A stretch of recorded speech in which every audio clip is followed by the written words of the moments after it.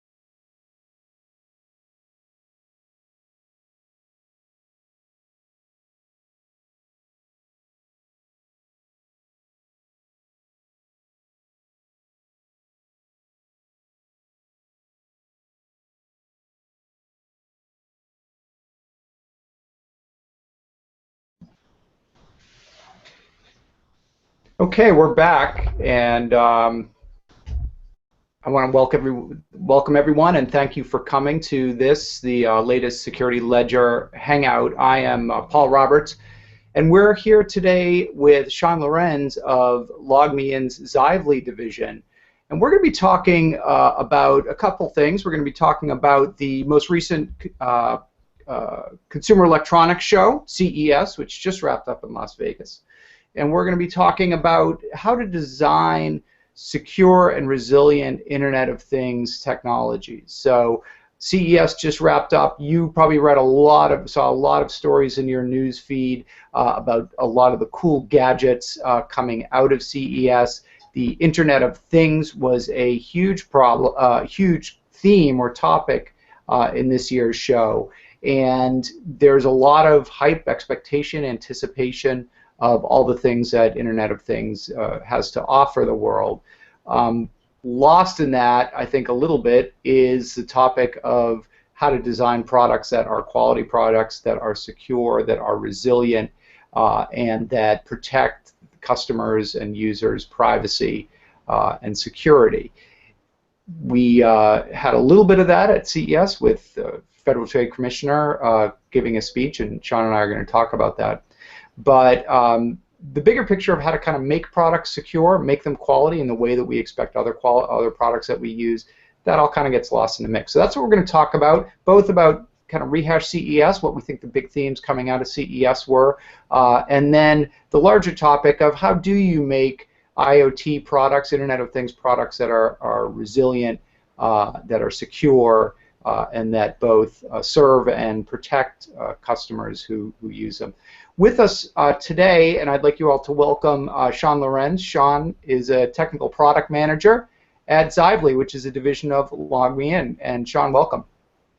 Thanks, Paul, for having me. We're really excited to talk with you, especially. You know, I've actually attended your security conference back, I think it was earlier this spring. Internet of Things, yeah, security of Right. things. Yeah, And it was great. So yeah, we're definitely at Xively, security is a massive focus for us. So yeah, it's yeah. definitely So, something to talk about. yeah, well, we're and next security of things is coming up in June, so we hope to see you guys there as well. There's a nice plug. Since you mentioned it.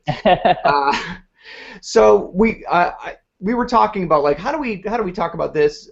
What's a good entree into talking about kind of product design and product resilience and Internet of Things? And we both were sort of like, well, CES just happened, right? The Consumer Electronics Show. So I'd be interested in kind of what your take on CES was this year. And what trends or themes you saw just in, I don't think you were there, but just like me, reading your news feed and picking stories out of it. Yeah. What kind of struck your attention, got your attention? Right. So we actually did have a couple folks over at CES from Xively, and I kind of got the condensed version of what they thought of how it went, and it seemed to be pretty much in line with what my Twitter feed was saying. I was following a lot of it, and there seemed to be a lot of very similar themes. Mainly that, the big joke was it's not the Consumer Electronics Show this year, it's the Connected Electronics Show. So, it showed the fact that, in the past couple years, the IoT was kind of a novelty. But now I think it's shown that this year, and we saw this at Dreamforce as well, that, the IoT has kind of grown up. And it's not just something that you might want to do, it's become a competitive necessity for a lot of these companies to stay ahead and to be competitive. All these kind of traditional kind of manufacturers and product people, who've gone without having anything technological for dozens, hundreds of years, now are being thrust into the technology sphere by taking their toothbrushes or whatever, for good or better or for worse, we're connecting everything. So that's kind of a big theme that I noticed. You mentioned the I was just going to mention the Wi-Fi toothbrush or the smart toothbrush. That was from the 2013 show. I think there was also a fork that told you if you were overeating or something like that. I think that was last year's. So there's always kind of a big, and this year I know it was the big coffee machine that does its own thing with you put in the beans and it grinds it all for you. So some of them are interesting. Some might, like any new technology, there's going to be a weeding out of certain products and see what works. But it seems like no matter what, IoT is definitely here to stay as of this year. And it almost seemed like in 2013 that the message is almost, there are these connected products and sort of, boy, are they stupid. There's this fork product that it's telling you it's vibrating if you're eating too much, or eating too fast. There's this, the egg tray, and and geez, this stuff is just silly. This year, I think you started to see a little bit more maturity. So to the extent that there were applications, they seem to be, okay, well, these are things that people could actually use. I know, home security, smart door locks, and environmental controls seem to be a next big category that people are very interested in. There's actually one of the companies that's here out of Boston, EcoVent Systems. That's a big one. It's very practical, being able to open and close your vents and possibly have your temperature all be controlled by your Nest, and all the different pieces started to come together.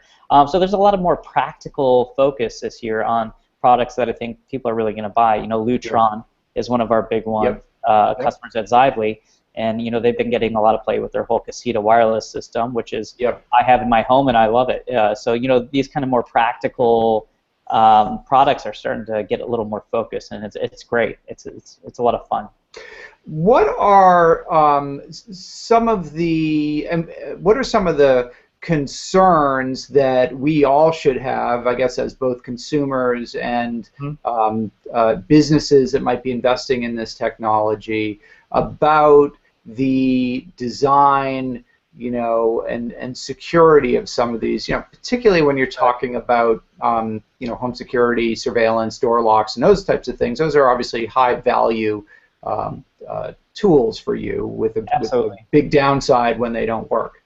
So I think as a starting point, the door lock is a big one.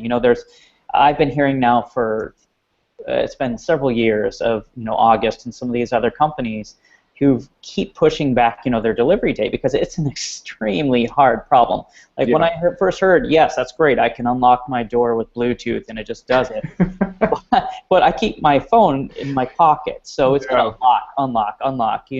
Every time I walk by my door in my house. So there's a lot of real hairy issues that you have to deal with, and especially.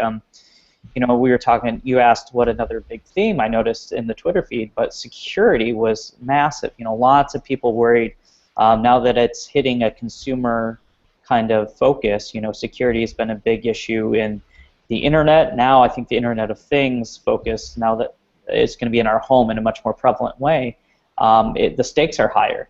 This is your physical stuff. This is your actual life now, just not just something like documents that your email. It's actually your house, your home, where you live, your family. So the stakes get a lot higher with the security concerns, and these are something, especially I was saying that these older companies, these manufacturers, haven't had to deal with before the connected era.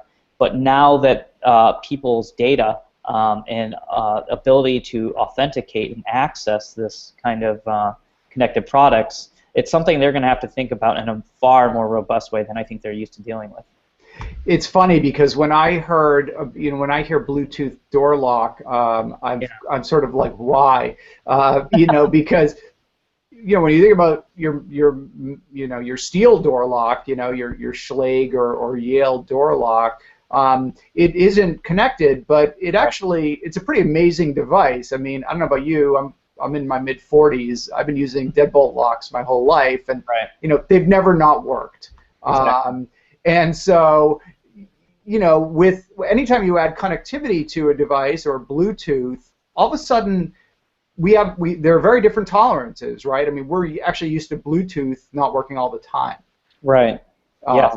And if you've ever tried to kind of pair to something, right, that it's finicky. Yeah, absolutely. So I think that's, to your point, that's one of the issues, is we have different expectations around these devices that we've been using for years, whether those are automobiles or home appliances or door locks, that are different, I think, than the expectations we have for the personal consumer electronics that we use, whether those are, our laptops or mobile phones and so on. Right. And I mean, it's like, the light bulb or, light switches have worked pretty well, so if you build something, they always work. If you're going to build something that is a connected switch, it has to work as well, if not better, than what we already have. Right. And when you have that latency when you flick on a light, it has to go automatically, or else people aren't going to want to buy it. So there's a very practical consumer concern, but as well as you don't want a hacker going in and turning your lights on and off. Then suddenly you can't access any of your lights. Right. It's like I said, the stakes are definitely higher. Right. And I should note here, as we're going along, there's a QA button on the left-hand side of your screen, and if you click on that, you can pose questions to Sean and myself, and at the end of the Hangout, we'll take time to answer those questions for you. So use that QA button over on the left, ask questions. If you've got questions about IoT products, if you're designing an IoT product, if you're scoping out whether it's components, hardware, software, platforms in which to create an IoT product or service, let us know. We'll be happy to field your questions. And also, if you've got questions around IoT and emerging IoT issues, the Consumer Electronics Show, we'll also answer those as well. So use that QA feature. Sean, one of the things that we did see this year was Edith Ramirez, the chairwoman of the Federal Trade Commission, came to CES and gave a really, I thought, interesting and substantive speech to, I think, a packed audience there, saying, in essence, you guys have to get your act together and make sure that you are not damaging the, hurting the privacy or security of consumers as you're bringing these products to market. You need to have security be part of the design process. Absolutely. Yeah. Yeah, it was really nice to see, the FTC kind of getting involved and showing that they're really paying attention to this. It's definitely on their radar. In fact, I just read today there is a new congressional IoT caucus, so even Congress is getting involved. And I know like to make fun of them for calling the internet a bunch of tubes, but yeah. somewhere. So yeah, I thought it was really nice to see that starting to address privacy in the IoT. It's definitely an issue that it's not that much different than what we've already been dealing with on the internet as far as privacy issues with how is our data being used, whether it's the IoT or just internet. It's just more data that companies now have access to for each of their consumers and their users. And I still don't think it's solved for the internet, and I think it's going to get even worse with the Internet of Things. And I really believe that there has to be much more done about being much more transparent about what data is being used and how it's being used by companies in the future. Sure. I mean, I guess what ability does the FTC, I mean, you LogMeIn and Xively are kind of in this space.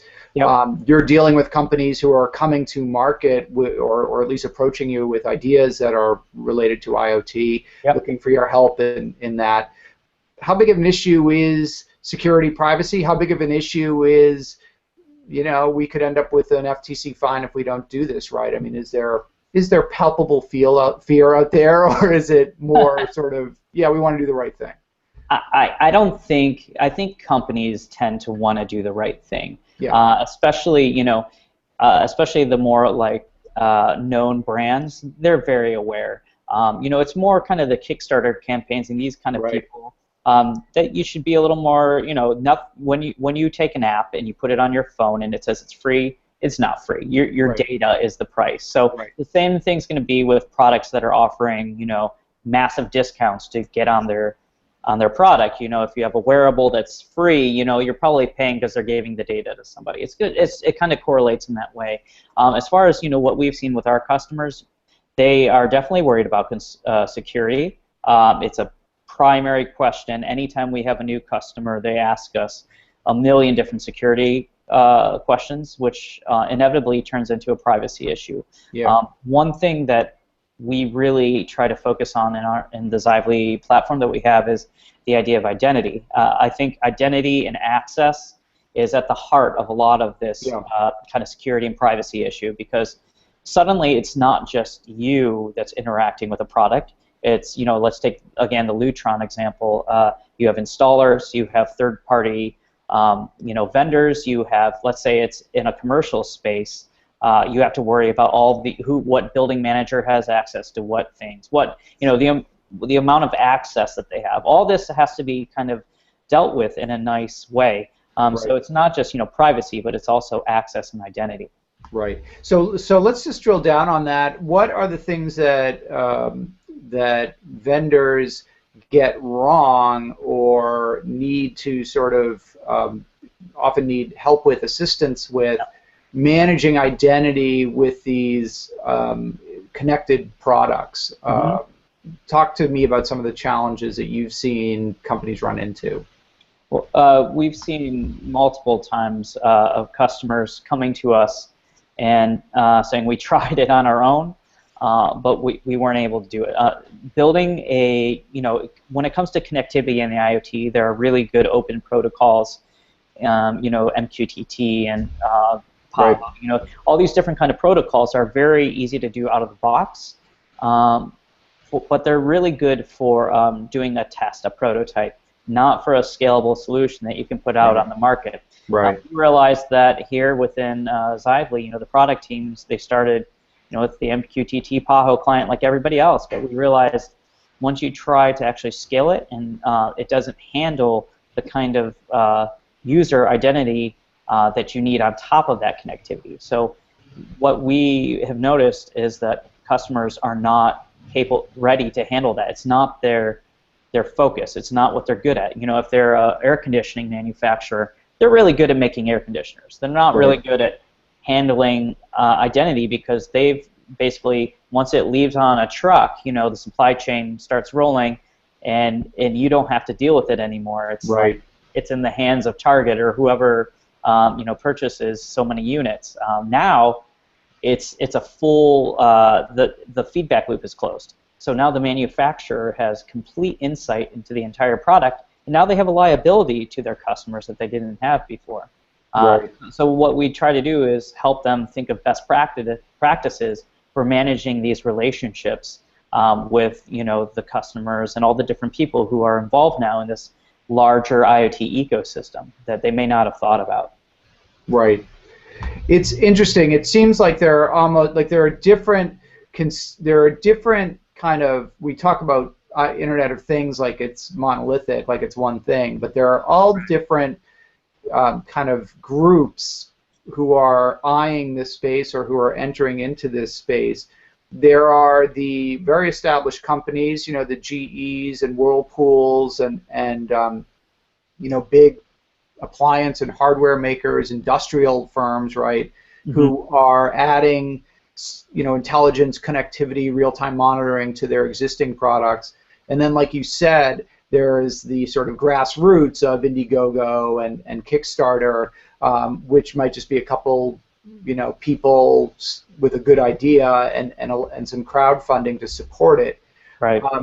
Do you see, is there a difference in the sophistication or awareness of, you know, the security, privacy, risk issues that go along with this, depending on whether they're established firms or whether they're these, you know, these kind of crowdfunded startups? In other words, you see some of the big firms making some of the same mistakes that the crowdfunding startups. Yeah, absolutely, and I think it's mainly because they're highly non-technical product companies that now have to be technical. So I think it's not just a Kickstarter versus, you know, it's not a startup versus a established company problem, although that can often be the case, but it's also a problem of old guard versus, you know, new guard. It's a mixture of, you know, software and tech companies versus, you know, old lawnmower manufacturers. You know, Oro has never had to deal with this.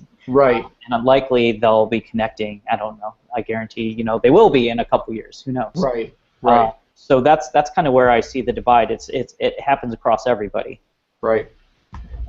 Honestly, if my lawnmower could tell me that, like, the blade needed to be sharpened, you know, that would be useful to me. Absolutely, yeah. Because I always wonder, and it would be good if it could just diagnose that on its own and tell me. Unfortunately, it's not so good if, you know, they're also collecting my email and credit card number and not protecting it. My sense is that, I mean, one of the big problems, obviously, is, and we see this even in, like, industrial control and critical infrastructure, that you have vendors who are used to dealing with, you know, air gap networks or not, you know, internet connected systems, who are adding that connectivity but don't really fully understand the risks that go along with it. So, let's have a, you know, web-based management, remote management interface for all of our substations, and that way we can, you know, make changes and not have to send somebody out there on foot. Not really understanding, but that also opens the door to someone anywhere in the world to kind of get into your substation electronically. And then you'll see sort of, you know, just bad hygiene, you know, backdoor accounts, administrative accounts, you know, hard-coded passwords and things like that. How willing, or I guess, you know, if you're deploying one of these products, is it worthwhile trying to kind of do it all yourself, or is it better to look out there and kind of take a best-of-breed approach, look for providers to kind of help you with the components of making a connected product and a connected product ecosystem? Right. Yeah. Well, given what Xively does, we're obviously going to say, it's the latter. But Yeah. there's a good reason for that. Building it on your own, there's a lot of moving parts, Right. and so it's one of those things. Several people at our office have made the analogy of Intel Inside, where you have this idea that you used to buy a computer, if you know what's the guts under the hood, is something you can trust. You know that Intel is a good brand, so you're willing to purchase that product. In the same, we may not have a Xively inside, but there needs to be something, a way that consumers who, when they purchase a product, have some level of assurance that their security and privacy concerns are being addressed by what that product manufacturer is putting under the hood. Right. And likely, unless you're a Samsung or a GE or some of these behemoth, companies that have the resources to, from scratch, build an entire IoT platform, with all these kind of concerns, connectivity, management, privacy, identity access, provisioning, all the sort of things you have to worry about with a typical IoT solution, then you're not going to be able to do it and keep that updated over time. That's the other thing. Right. I think you and I talked about, the refrigerator. They were using an Android tablet, right, or Android underneath for the system. Right. Yeah, I'll let you kind of pitch it, but I thought that was interesting. No, that's a great point. Yeah, I mean that was a CES story. There were a number of them about connected kitchen appliances because it is a big area of interest. And yeah, one of the products that I saw highlighted was a range, an oven that had a flat screen, kind of touchscreen interface on it, and it was running Android. That was the the center brains of this were Android. My question to you, and I guess my question to the company, if they were here, would be, ovens have a lifespan of a decade or more, maybe much more. Right. And yet we saw this week that Android, that Google really doesn't plan on supporting any version of Android out more than about 18 or 24 months, really just until the next major release comes along. It's open source. They treat it like an open source product. So you're expected to upgrade to the latest version of Android. That's right.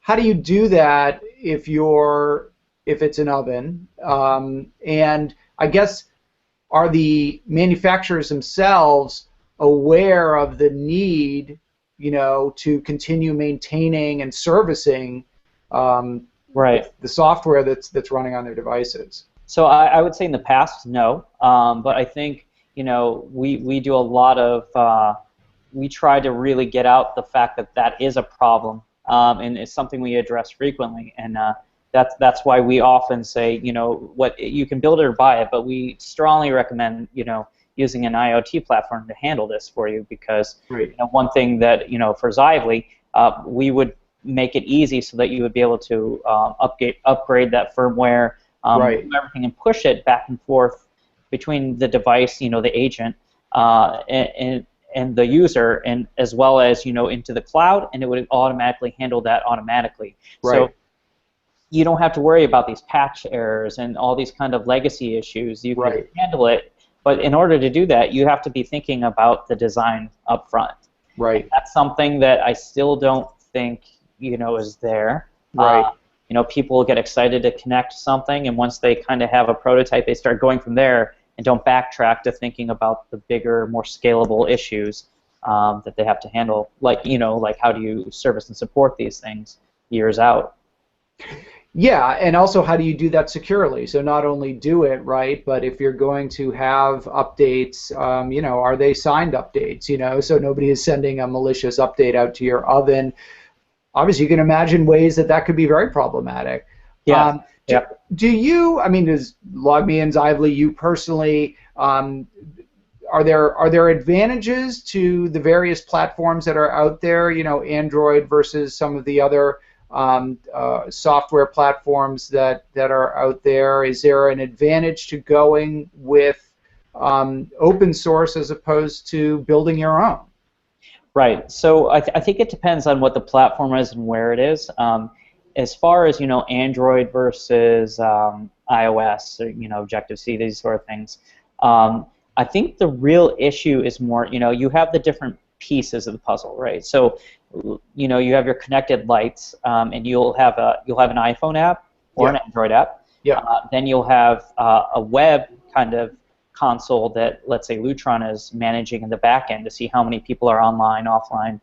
Right. And then you also have the the actual board. They might have I think they have a Texas Instrument board underneath the hood in the smart hub in the house. So those are the different kind of pieces that you have.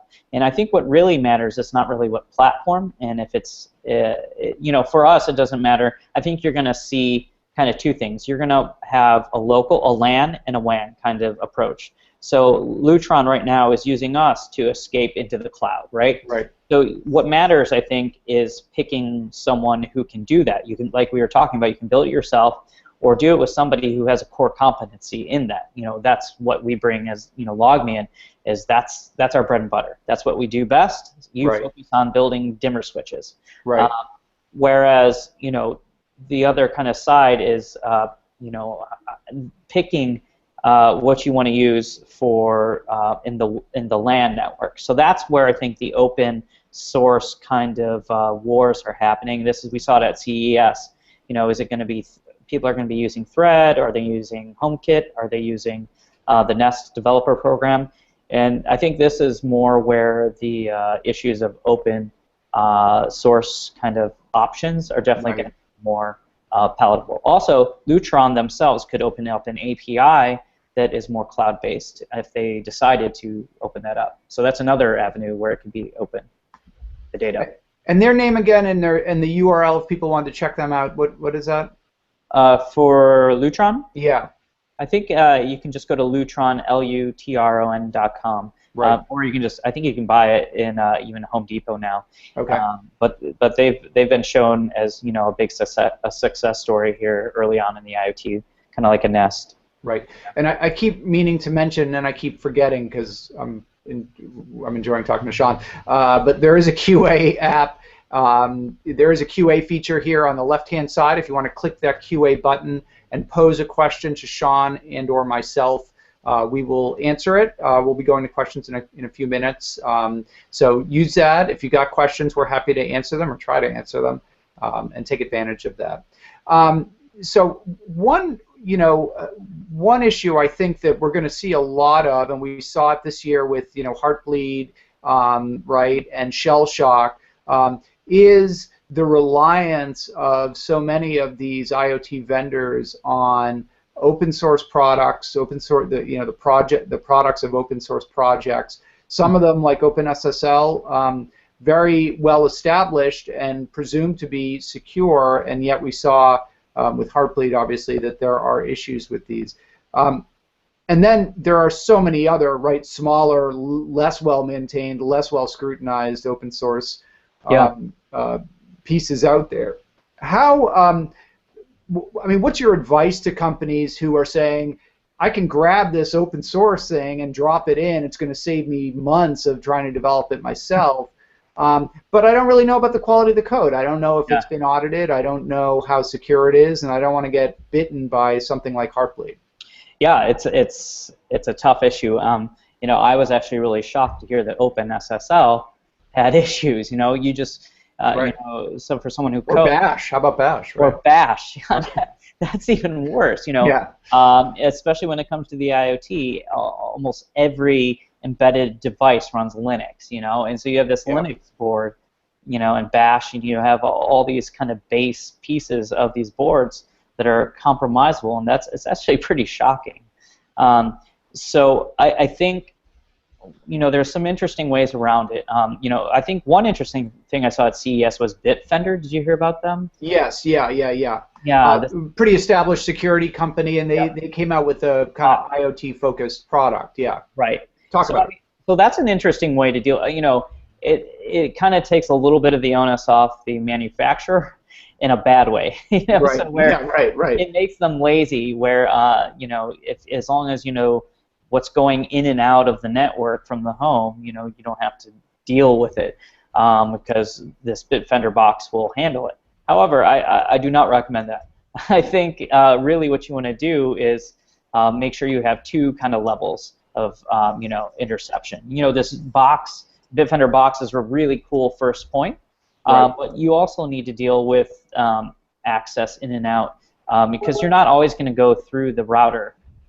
So you need to find other ways to kind of protect yourself. So I think one way around that is to, again, use somebody who's doing this, whose core competency is to actually handle the provisioning and the access and authentication. What do you recommend, or LogMeIn, in terms of auditing and doing assessments of both the code that you create? Obviously, you assume that would be part of the development process or development cycle, but also just the other components that you might be using, whether those are again, open source components, or in fact, LogMeIn itself, right? Yeah, I think it's important to have security tests in place, and when we speak with our customers, we often give them best practices for what things to look out for, as far as both on the board, in the wire, and in the cloud. So basically, kind of, if you can secure things from those, especially those three kind of target areas, you can really begin to close up as many holes as possible. So Right. a big area of concern is on the board itself. As we just saw, bash is not secure. You can't trust that every time. So you have to think about ways to secure what's going in and out. Also, physical tampering of the device. Sure. Now that we're dealing not just with the cloud or software, you're talking about an actual physical product that could be possibly tampered with. Right. How do you handle someone that's physically going into the device that may not be authenticated? There's that all the way up to in the wire. This is something that we've had to deal with several customers who are on networks that don't allow anything over something other than port 80. So how do you actually do something secure? How do you send secure messaging across a tunnel, with a message bus that is, transmitting secure data? It's extremely difficult, and this is something that a lot of customers aren't going to figure out on their own. It's taken our developers, months to figure out a secure way to do this that won't get you in trouble. And then also, once you hit the web, you have to deal with, we all know about the target, case, and how do you deal with your third-party vendors and Sure. who has access. Right. So you have to also handle in the cloud who has authentication. Again, I mentioned it earlier, identity. Who has the identity access, across all the different players in the IoT kind of ecosystem that you've built. Sure. I mean, there's supply chain issues as well. I know Security Right. Ledger has written about, kind of certified pre-owned hardware coming from, Asia, Eastern Europe that's been, you've got components in there that are having viruses loaded on them or malware usually loaded on them at the manufacturing site, or by way of a third-party downstream contractor or supplier. So that's another issue. Again, we're talking not just about software here, but software and hardware that I would imagine companies need to be attentive to.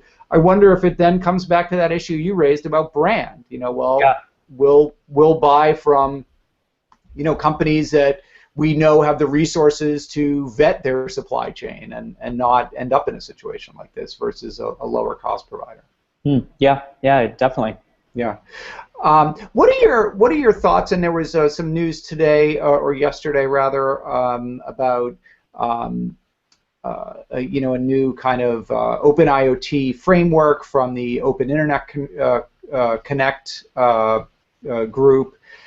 There was some news also at CES about various and competing standards, whether it's Google Thread or Apple HomeKit. I mean, there are so many.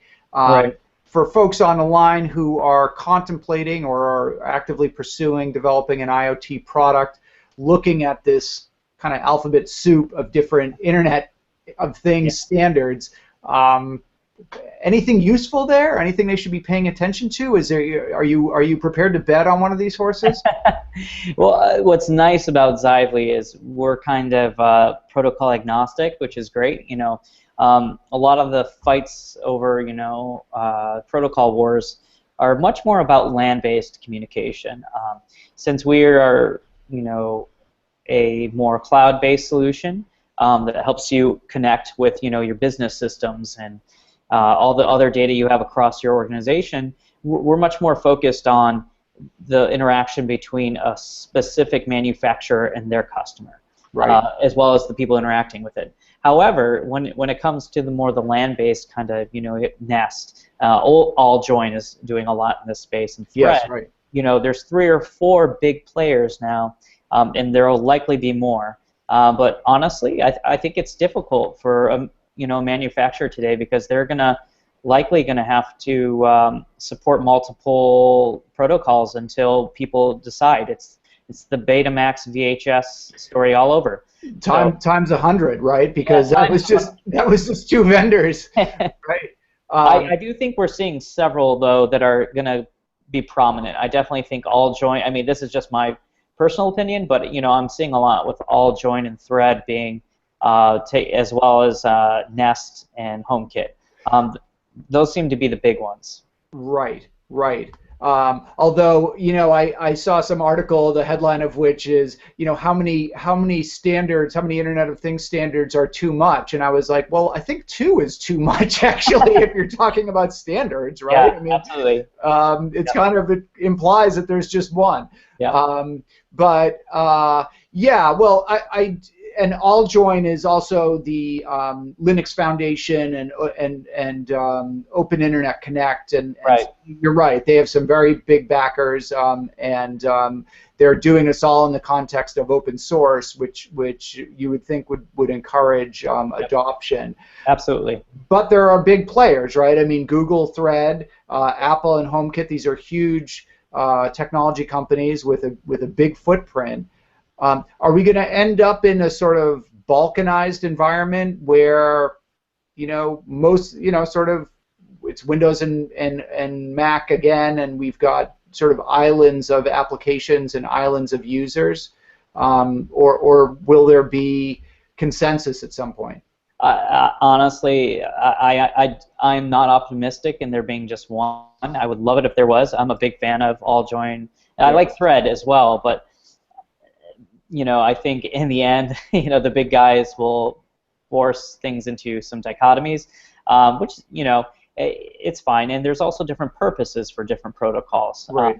Some might be better for specific industries, right? Even in the internet, we have FTP, we have, HTTP, so there's not necessarily one standard, even though there kind of mostly is. There's still ways to access different kinds of information different ways. So I think we're going to see that with the IoT as well, is my guess. So we've got a couple questions that have been posed. I'm going to take the first one, which is from Glenn. He asks, can you both talk about security-related issues you've seen in your experience so that we can learn from what's already been done or tried, along with maybe how that was resolved? Okay. You first. Great. I think. So for you, obviously, if you can come up with something sort of maybe that's come up in your work there at LogMeIn. I'm trying to think of something related directly to us. I think when it comes to security, it's something that we haven't thankfully had to deal with because we've really tried to tackle that. But I think where we have dealt with it is people coming to us for help once they already had issues. I think the reason we haven't had to deal with it is because we kind of took the big picture approach before we started designing, and really tried to tackle a lot of the issues. And that's not to say that we're not going to have problems, but we definitely have a good security team here that. Because LogMeIn has already a ton of other products like Join Me and Rescue that are already doing a lot of security, that when you're VPNing into remote accessing another computer that you have to deal with. So we've dealt with a lot of the security issues already. So I know that sounds like I'm not really answering the question, but thankfully it hasn't been an issue. I think yeah, pretty much a cop out there, but it was a cop out. but I think you definitely, I think from the industry, have a lot more experience. Yeah. Well, I don't know if I have more experience. I will say, before I became, journalist, industry analyst guy, I did work in the software industry, and I worked for software and technology companies, large and small. So I've been part of product development teams, and I, like you, have seen the dynamic that exists within product teams, which is, at the end of the day, you're in business to sell your product, and so whatever you can do that is going to make that job easier for your sales force is you're going to try and do. And so, I certainly have been in the room when, the head of sales is saying, listen, if we can get this feature in, then we're going to close this deal, and that's going to make our quarter. That dynamic exists today just as much as when I was doing it. And so I know that that's, in essence, how many times security problems or code gets out there that hasn't been fully vetted, code gets out there that maybe hasn't fully thought through security issues. So I'll say that. The other answer I would have is that, I've done a lot of writing about areas like security around industrial control systems and SCADA systems. Yeah. And I think that is a cautionary tale for the Internet of Things, because I think what you've had there is organizations that have introduced connectivity to existing infrastructure without fully weighing the risks and without changing their mindset from who would want to attack us. We make refrigerators, or we are a electric utility, to we are going to be attacked. There are people out there who are going to attack us. This is something that I think enterprises have understood for a long time because they've been attacked constantly. But some of these other providers, not so much. And so I think that would be the other thing that I would say. Yeah, and actually, I mean, that reminds me. One thing we tried to we looked at a lot of oil and gas companies, and as well as healthcare, and a lot of these companies, when we talked in discussions with possibly being customers, compliance is a massive issue. Yes, that we're dealing with. So we actually weren't able to take on some of these projects because the security related issues that they have are something that can't be addressed. Even our solutions. There's a lot of government related issues and that sort of thing. Right. And I mean, I think we've seen a lot of reports out that show that certainly the government and government contractors are often not getting it right. Right. There's both a high bar, and a lot of people are tripping on it, are not clearing it. So next question. This is from Nicola.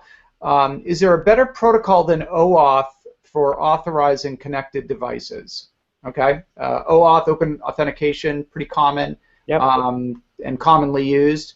Anything better than that for doing authentication of devices to networks? So I think there's kind of a couple ways to look at this. So OAuth is excellent, but OAuth tends to be good for connecting your mobile app to the cloud. That's not how you would actually connect the device to the cloud. So it's a big separation. So OAuth is really, I think, good for a customer for a company that wants to log data information and collect a username and password for their app to get into a system. But that's just the beginning. So once they OAuth in, that's just credential information for the company to put in their backend, say Salesforce or something. The next step is how do you authenticate the mobile device to the cloud, then to the connected product itself. And that's where you would use something like Xively, which handles the identity and access and authentication, the tokens, the permissioning. So there's definitely much better stuff out there than OAuth for that piece. OAuth is really good for identifying a person to get into a system, but not for relaying the communications. So that's a big difference, and I think it's important for people. It's a common thing that we actually have heard several times. So it's a level of education that I think people haven't quite understood as developers yet. Is it kind of the people are sort of looking at devices like their apps as Exactly. opposed to understanding that there's kind of a different level of a different layer of sophistication that's going on? Yes. Yeah. Absolutely. Okay. Question from Janice: what are the key exposure risks that we should be concerned about when designing a connected product? So what's gonna get you it's going to get your product on the nightly news in a bad way? Yeah, I think it's a lot of the things we've kind of been discussing here. You know, making sure that you handle on the device, on the wire, and then in the cloud. You know, if you're not running a battery of tests to test at each of those levels, there's a good chance someone's going to find you, because hackers now are actively seeking out connected products. And if you haven't thought about how to connect, or secure, you know, both from the network, on the device, and in the cloud, as well as not just the cloud, but the app. So there's a lot of different pieces that you have to worry about securing. And something like Xively, what's nice, again, is that we handle every single device, user, or thing that is getting information to and from a connected product, whether it's your backend, you know, SAP or Salesforce, or a third-party installer that has an app to connect into that product. Each one of them has to have credentials that are passed back and forth and are checked in a trust engine. So you have to say, okay, do I have access to this? Yes, yes, yes, no. So it'll go through, and then it'll adapt and make sure that they can only access what they're given access to based on their identity. So last question, and then we can just do a quick wrap up. You know, it strikes me, we've been talking about CES and the trends. You obviously have a interesting perspective on the space just by working at LogMeIn and Xively, a company that is a service provider to IoT companies. I'd be interested in kind of what you see as the big trends right now and in 2015, the types of things that you're seeing customers bring to you, both in terms of product problems to solve and, you know, product ideas or services ideas that are gaining traction. Right. So a really big thing, you know, we've been talking, you know, constantly to customers this year. And really, one of the big things we've realized is there's something that's kind of emerging that's called product relationship management. And that's kind of the big thrust of 2015. Okay, what is that? So that's a great question. So kind of the idea between product relationship management is that you have all this data, and you have to realize, how do you handle the communication between all the different people, the complex relationships that are involved with all the different things that we mentioned, and how do you manage it all from both connecting the device to managing the users, the product owners, the teams that are creating and managing the products once they've gone online, but also engaging with the customer themselves. So there's a whole new, like you were bringing up, service and support. One of the big things about product relationship management we see is engagement with the customer in brand new ways. So this includes, you know, the ability to remotely access and support a product. You know, that's kind of LogMeIn's bread and butter. You know, with, things like Rescue, where we've been doing this for years. So now it'll be Rescue on steroids. You know, it's kind of like Rescue for any connected thing.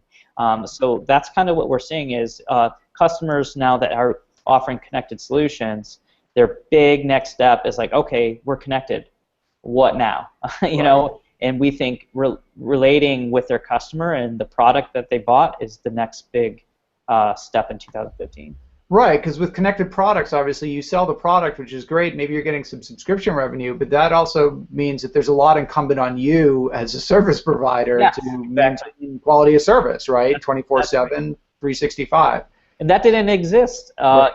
for these companies before they were connected. So Yeah. they're going to have to bulk up their support in a big way. And unless they're not ready for it, it's going to be difficult.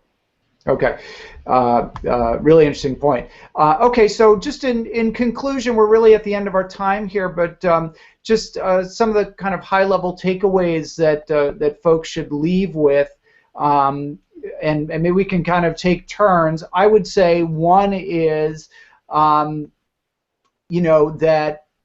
Internet of Things is here to stay. Internet of Things is in a substantial trend. It's not a flash in the pan.